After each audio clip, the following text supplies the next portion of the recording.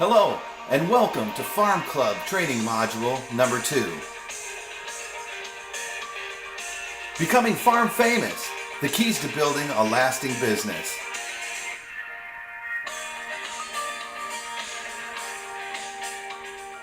Hello everyone, my name is Stephen Pagano, and I welcome you to our training module number 2, Becoming Farm Famous, the keys to building a long-lasting and a predictable business. I'm glad you could join me today for our class. I want to start by talking a little bit about farming in general. Most agents who we've worked with over the last 25 plus years who have had a bad experience with farming either chose the wrong territory or just didn't do enough to make it sizzle. Our meeting together today is to discuss the latter, making it sizzle. How do we make you stand out from the rest? Well, let's talk a little bit about our farming plan, our solution. In module number 1, we talked all about how we were knocking on doors and we were making personal contacts within 24 hours of generating the leads. We know that we are knocking on doors and promising information and then fulfilling and delivering that information and then following up again to make sure they've received that, talking about our embedded gems that are inside of our reports, and all of that is in training module number 1. But today we're here to talk about that long-term follow-up. You can see it down at the bottom of the screen. What exactly is that? Emailing, personal calls, direct mail. Well, how often should I do it? When should I do it? And exactly, what should I send? Well, we've really got to get down to brass tacks here. Are we talking about a 33-touch program? Are we talking about a 50-touch program? A 15-touch program? Do you remember when we very first got together and I continually discussed the importance of using demographics, finding strategic information about people that helped us to better target the information that we provide to them? We remember that demographics work. So when we're working with a group that has children, then of course we're always using photos that show families and we're playing Little League and we're at the park. And when our target group is active lifestyle, then what we want to do is show more people out enjoying nightlife. They're dancing, they're playing pickleball and softball, and they're enjoying their time. So what we have are two different scenarios, and most of that is based on demographics. So when we talk about a 33-touch program, instead of just generically touching everybody, I'm a firm believer that we use our demographics to make sure we're touching people with information that actually touches them. So let's take a look at this video and learn a little bit about what I'm talking about.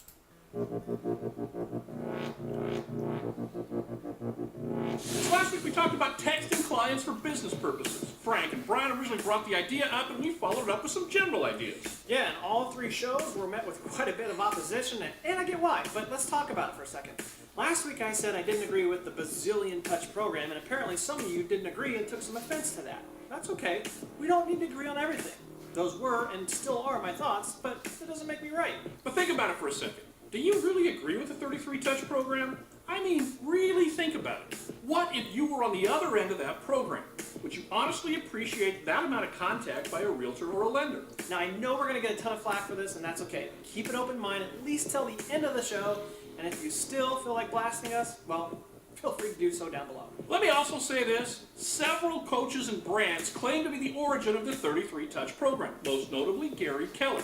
Now, we love Gary Keller and think he's got a ton to offer, and I'm pretty sure he's not going to be offended by 2 knuckleheads challenging the program, so you shouldn't be either. That being said, now let's ruffle some feathers. This ought to go over well because it seems like since the dawn of time, realtors and lenders have embraced and implemented the 33-touch program. We might as well be changing the Constitution. It's about the same thing. Now we get it. The goal of the program is top of mind association.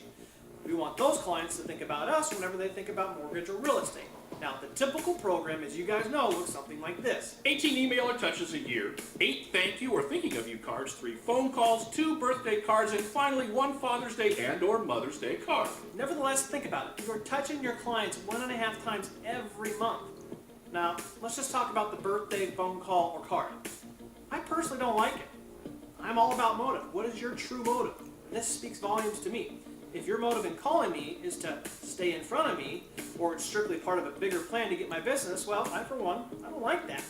I would rather you not call me. Now here's the error in my thinking. Ryan personally may not want to be touched 33 times a year, and he doesn't want an empty birthday phone call, and he certainly doesn't want a mailer every month. But that's just Ryan. He's a marketer. He sees through these things. Now, just like we talked about in our show a few weeks ago, the world is full of people with all different shapes, colors, sizes, and more importantly, personalities. Just because Ryan doesn't like it, doesn't mean your clients won't like it. See, it's all about your database or end user. It's all about them. Is your database filled with younger, more savvy marketers that will see through your program, or are they filled with people like, say, my mom, for instance? She would love to get a card every month from you, and she loves to get that phone call on her birthday.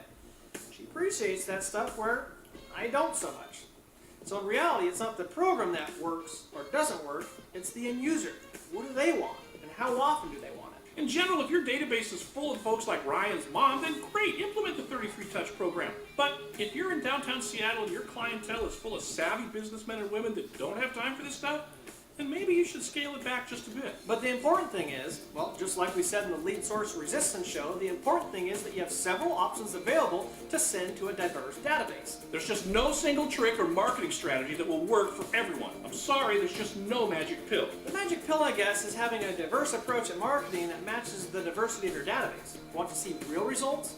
Drill your marketing efforts down to this. Instead of A, B, and C clients separated into how close you are with them, how about you separate A, B, and C clients into what they would enjoy and what they would respond to most, and create marketing campaigns for each. After all, you all know some people that would hate mailers but would love text. And you all know people that would hate the text but love the mailers. So we conclude, does it really make sense to have one approach and one strategy for all the different personalities and people that make up your clientele? That's all we're saying. So you don't want to go all in with the 33 Touch program, and you don't want to go all in with the text campaigns either. I will stand by my statement from last week. Do not train your clients to tune you out. Only you know your clients, and only you can decide what is and isn't too much. I just fear that very few of us are actually taking the time to sit down and think this through. We are creatures of habit, and in the absence of habit, we tend to do what others have done before us. Never really sitting down to think. Is this really the best use of my time? Will Sally really appreciate an 8th phone call from me this year? Strategy in everything you do. Everything. Don't ho-hum your way through this market. Be decisive, calculate, and have a plan. You want to know why there's an 80-20 rule in just about every industry, including ours? It's because the 20% get what we're saying, and more importantly, they live it out. We have spoken with several top industry leaders that have made millions in real estate and lending, and they will all tell you that their success was not an accident. It was calculated, very focused, and as a result of carrying out a super driven business plan. Don't believe me? Let's do a little test and see. We challenge those that don't agree to place a poll on Facebook or send an email out and ask this simple question. Do you really like getting touched 33 times? Okay, that sounded really bad, but you get my point. The problem is, you won't get very many responses because your clients don't want to hurt your feelings, but I would be very interested to see the results of said poll. Okay, we're done. If you don't agree, that's okay, but we'd love to hear why. But if you do agree, give me an amen or like a true dat or something down below. We'll see you guys next week, and I think we're probably going to get killed for this one. Now that was some great information. Is it a 33 touch? Is it a 15 touch? Is it a 5 touch? Well, I guess it really depends on each individual target and who we're talking to. That we would really bring information that they would enjoy and that they would respond to. I think the biggest takeaway from deciding on how many touches is really to determine that our marketing tools that we bring provides value. I think those are the important words to remember, providing value. So let's talk a little bit about what we will provide. Regardless of how often we touch people, we definitely want to make sure that we have 3 key components that are a consistent part of our marketing strategy. That first is the personal contact, of course, making phone calls, reaching out, knocking doors, face-to-face. That's a part of our game. Number 2 is what we call our tech-savvy tools. So these are things, everyone don't believe that it's only the millennials that are walking around with iPads and computers. There's a wide range of people that are carrying tech tools around with those folks, and they love tech-savvy tools. So we'll talk a little bit about that. And of course, always a keeper component. I would love to tell you that people are infatuated with your just listed and just sold cards that you send to them, but the truth is, they aren't. And the shelf life of a just listed, just sold card is generally the amount of time it takes from the mailbox to the garbage can. Now, when we think a little bit differently and we start to think about keeper components or providing value to people, we'd like them to hold on to whatever we're sending. So we call it a keeper component. Now, let's talk a little bit about each one of those. So really, we want our marketing to be this well-balanced diet. Fruits, vegetables, a little of everything. Let's take a look. Direct mail should be designed to brand, yet provide valuable information. So our just listed and just sold cards, they can be a part of our marketing strategy, but they shouldn't be our exclusive marketing strategy. Instead, we'd like to provide information that people can use and hold on to. If you haven't done this yet, please visit us online and check us out. Our direct mail plan is extremely effective. It's the type of cards that truly provide value and people hold on to over and over. The longer they hold on to that card, the longer they hold on to your brand. That's part of our marketing strategy. So visit us at 4ams.com and check out our direct mail link. I think you'll find some valuable information there as well. Let's talk about a few different types of mailers or postcards or customized letters that we could send to people. Number one, how about sold in X number of days? These postcards are great because instead of a just listed, just sold, we're giving real valuable information to the market that it's selling quickly, X number of days, and often multiple offers. Those types of cards can pique interest. Just listed cards, we've discussed this. It should be a part of our arsenal. It just shouldn't be the exclusive marketing tool in our arsenal. So just listed cards occasionally, just sold cards, valuable. How about a monthly newsletter? So often we develop the greatest newsletters, yet we just can't get those into enough people's hands. We prepare wonderful reports, we prepare information, yet we have a hard time getting that into people's hands. Through postcards or through information or through mailing, we can do that. How about home buying and home selling checklists? People love checklists. They hold on to these. That way when they run into that situation, they're ready to use that I'm prepared checklist. You should be prepared to build one for them. How about education and decision guides? Just like checklists prepare leads for mounting tasks, decision guides around home ownership, home sales, inspections, staging, negotiating offers, they'll help a lead who's struggling to get through the sales process. The best part about education and decision guides is they allow you to spark discussions to determine how qualified people are and when they're most likely to close. All valuable information. Open house announcements, they're great. We should always open that house an hour early just to invite friends and neighbors, and we should let friends and neighbors know that they're welcome. This is a great way to spread that news. Additional offers are always great. How about fun postcards? Looking for a new pad? Insert frogs here. Having some fun in our marketing should be a part of our game as well. We have a client that likes to bring popcorn and pop by. Hey, these are all great tools. Bring some fun into the marketing. You'll certainly be remembered for that smile. Connecting that smile to your face is certainly part of becoming farm famous. And should you decide, holiday cards and birthday cards can certainly be a part of that touch. But the change of season and daylight savings reminders are often tools that people use over and over and over again. So these are all great postcards, mailing, notes, handwritten notes, whatever you want to do, but somehow this is one great tool. Our keeper cards are information that they'll hold on to and look at and refer to month after month and year after year. Now let's talk a little bit about our email marketing. Everyone likes to do the e-blast. Now we'd much rather not add somebody to a generic mailing list where they start to just receive blasts that really aren't custom tailored to them. It doesn't take long for them to begin to tune you out, and soon the tune out becomes the opt out, and off the mailing list they go. So we want to preserve our people on the email marketing list, and the best way to do that is with calls to action and a certain level of excitement and belonging that's a part of all of our marketing or our email marketing tools. What will we include? Well, we can always email our direct mail newsletter. So we just talked about that. It's a direct mail tool that we use, but we can also scan that in and now begin to use that as an e-marketing tool as well. Marketing statistics. What a great way to keep people updated every other week on what's going on in the market via email. How about sending out information about what's going on locally inside your market? We call it feet on the street. That you learn and you know about specific things and you share that with them as a reporter almost about real estate. That can entrench you as the go-to for real estate information. When they start to see you bring knowledgeable information to them on a regular basis, they tend to look for you to be that knowledgeable person. How about getting on the email list for a local board or getting on the email list for a broker strategy and then piggybacking on top of something that they're talking about? You know, adding your 2 cents. Obviously, we're never plagiarizing or copying somebody, but it's a great idea to take ideas, especially public eye ideas, and begin to bring your 2 cents to those. It's a great way to open up a blog as well, that people would begin to comment back and forth on the topics that you're bringing forth.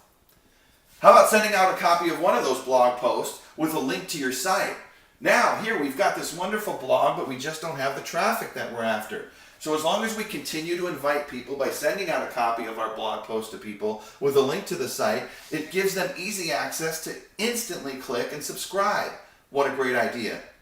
How about sending out your listings with a story about you're helping a particular client or something that you've done in the market, connecting grandmas and grandkids, helping people find the home of their dreams, helping people make big life decisions. Those are all great stories, and especially when they are accompanied with a letter of testimonial, can be great testimonials to your clients as well.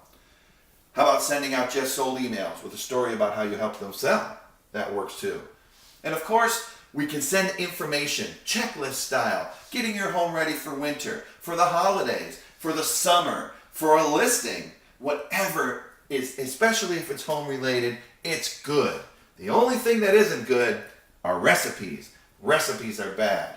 They're really bad. About 90% of the generic newsletters that you can subscribe to online include recipes. They're filler information. I would stay away from those unless I knew somebody was really into gourmet cooking or had a particular love for a certain type of recipe. I would save my recipes to share them only with specific people. Again, demographics matter. How about top 10 lists? I think just about every late night host has a top 10 list, and we love to watch them and listen to them. How about top 10 ways to do this or that around the house? Those are always a ton of fun to read. So we've talked a little bit about having our postcards, those keeper components that they would hold on to, that we would be providing value in the information that we would put in front of them. Then we talked about our emailing campaigns and our e-blasting and what we would include in those campaigns that they would enjoy, and even better, that they would respond to. Now, personal contact through prospecting calls and face-to-face visits. You've got half of this covered. Through Farm Club, we make that outbound reach and we make that cold calling effort to generate those new leads that are funneled into you. But let's talk about your personal contact with those face-to-face store visits and with personal phone calls as well. There's always a reason to call, multiple different reasons. For example, how about industry news? We are always hearing things. If you turn on the television today, you will consistently hear information about real estate and the real estate industry. If there's something that's pertinent to me, my home, my neighborhood, I'd like you to bring that industry news to me and my home. This is a great way that you can knock on doors and share information. Gives you a reason to also get to that door. How about new policies? There's always new laws, new policies, new changes in the way people can borrow money, the way people can buy new houses, the way people can own houses, the tax ramifications of selling houses. This is all great information. As new policies arise, what a great opportunity to bring this information and become that go-to for real estate knowledge in the neighborhood. How about a new regime? Did we get a new office? Was there something new that happened? New takeover? Was there new management? Did you hire some new people? We've got some new ideas that are going on. Well, we'd like to share that with people. Let them know what we are and who we are. So if we've got something new, what a wonderful idea to share with the farm. How about a new capability? You know, technology is wonderful and it changes all the time. It's constantly growing. So as technology changes, all of a sudden capabilities now come into light that didn't even exist months ago. So, a new capability is a great opportunity to reach out to people. I recently had a client that created his own real estate app. It was an opportunity for people to use this customized app to search for houses, and it could even search for restaurant. It did a little of everything. What he did was he simply went door to door to all his people so he could actually show them the app and then explain to them how they could download that app. It was a great idea, and before he left to begin that campaign, he looked at the demographics to make sure he was talking to the people who were internet savvy, who were tech savvy. So again, demographics played in to the success of that outreach and that campaign. But a new capability, what a great idea. Stop by, let people know what you're up to. How about just a new you?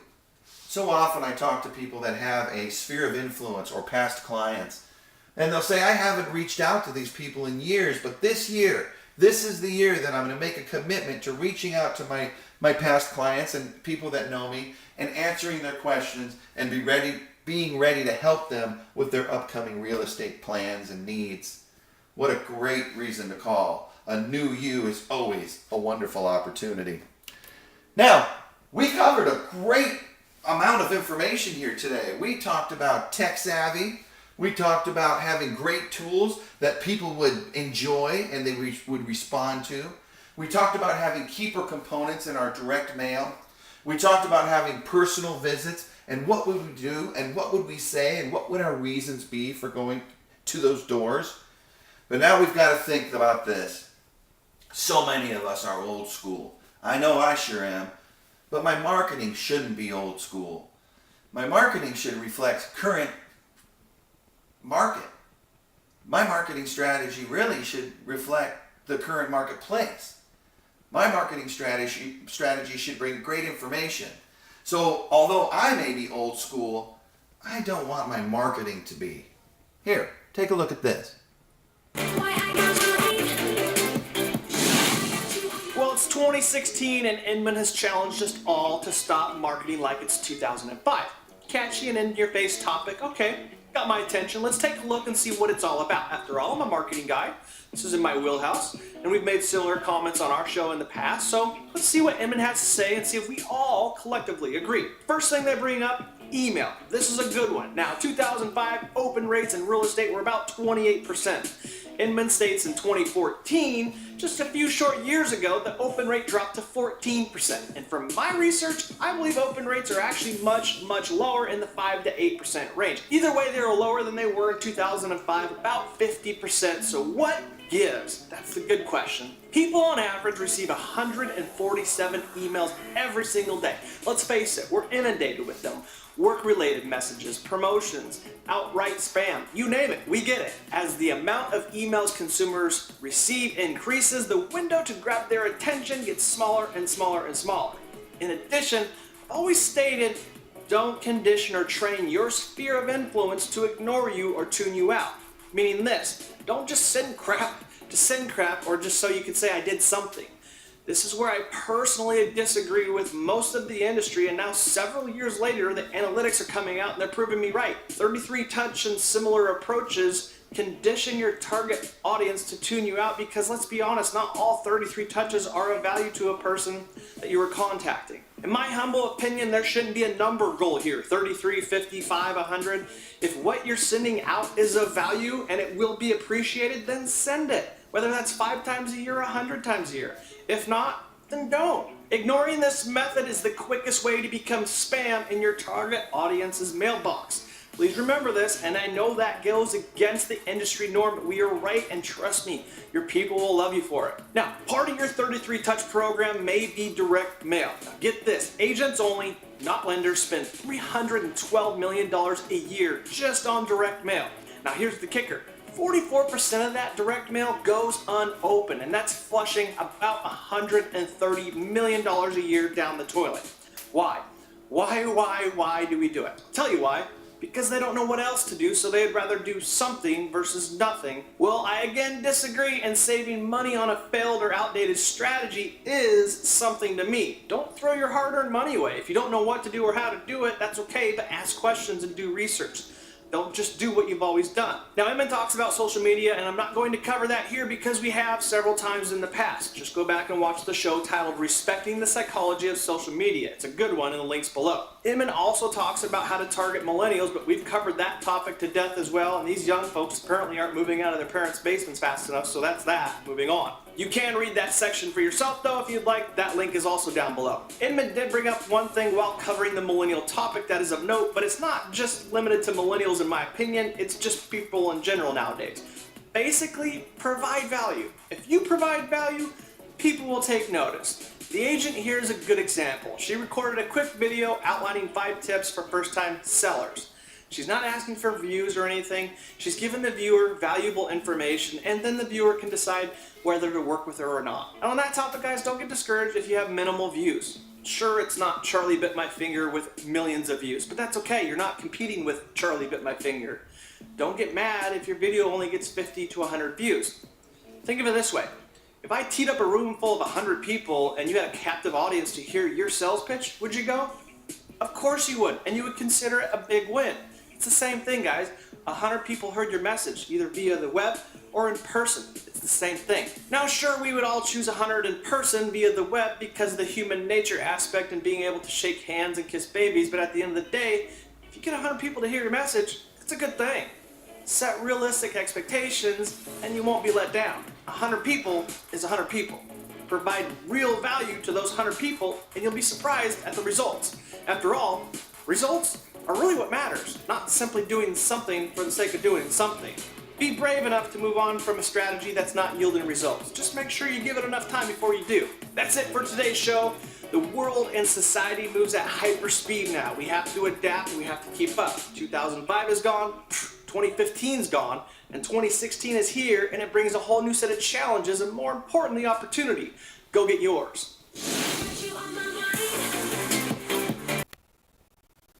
Now there's some valuable information. So it doesn't matter whether we're touching 33 times a year or we're touching 15 times a year. What's most important is that the tools that we use and the information that we provide is what they would enjoy and what they would respond to. That we would study each marketing piece and each target with that marketing piece, and we would always provide value. Thank you so much for spending time with me today. I appreciate it. Go out there and be productive.